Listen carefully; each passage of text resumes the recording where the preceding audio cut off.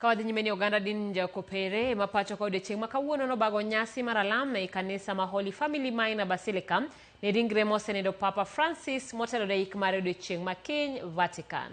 Jodolo kod jotelo mopogore pacho kano yuago Papa Francis kaka jakwath makare manosiko kalando kwe e piny mangima. Jafo marwa Antonia Chayo ni kod ler.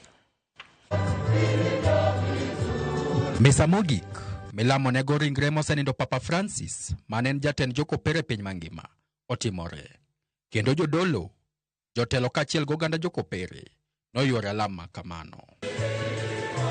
E nyasi mar alamno, manotele gi Bishop Bert ma en jawache lo pop pachoka, nopar Papa Francis kaka jakwath manotayo kanisa Jokopere piny mangima e yono makare, ka bende nopar kaka jadolo manochung' motegno e lando kwe gi ratiro e piny mangima.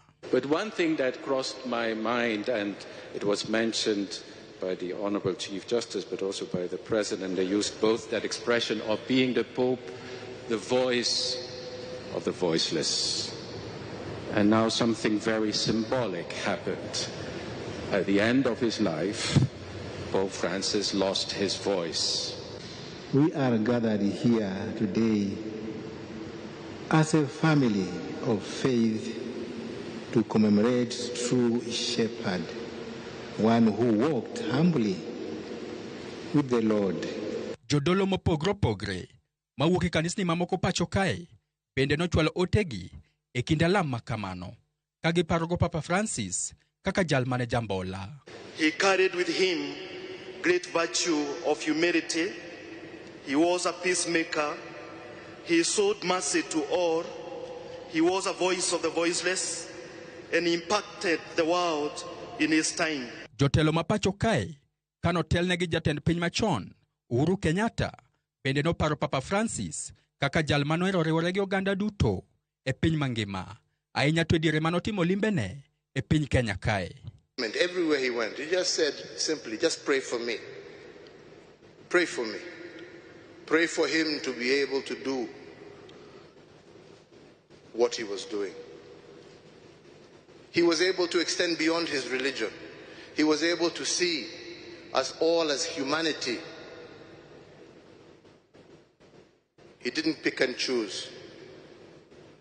And even the most vulnerable and the most outcast, he was able to ensure that they were given solace and comfort. Moko kuom Jokristo bende noyudo thuolo no mar lero moko kuom gigo magiparogo mosenindo Papa Francis. Pope mosenindo ni gima wanyalo parego en bolruok. Kiwinjo gik ma ji mang'eny owacho e kanisa, ne en Pope mobolore. Koro apani ngimane biro puonjowa ni wan bende wadag ka joma obolore. To sana ne jotelo makanye ma pinywa ka be odag kotimore nade obolre.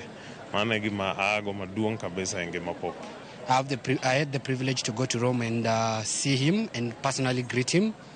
And the humility I saw in him and the smile that I saw in him is a remembrance for me that he's a servant leadership to all of us as Catholics. And the fact that the other thing is the Laudato Si encyclical that we are celebrating 10 years of our anniversary that talks about the care of our environment. To e piny no mar Vatican, jopiny no dhi nyime gi neno ringre Papa Francis e kanisa no mar Santa Maria Maggiore Basilica ka midhiambo makawuono e odiochieng' mogik ma jopiny nie gi thuolo mar neno ringre Papa kapok olor dho sanduge.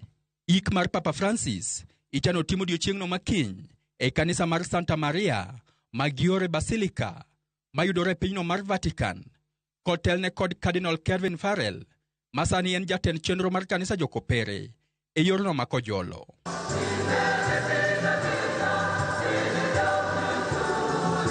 Antonia Chayo, Ramogi TV.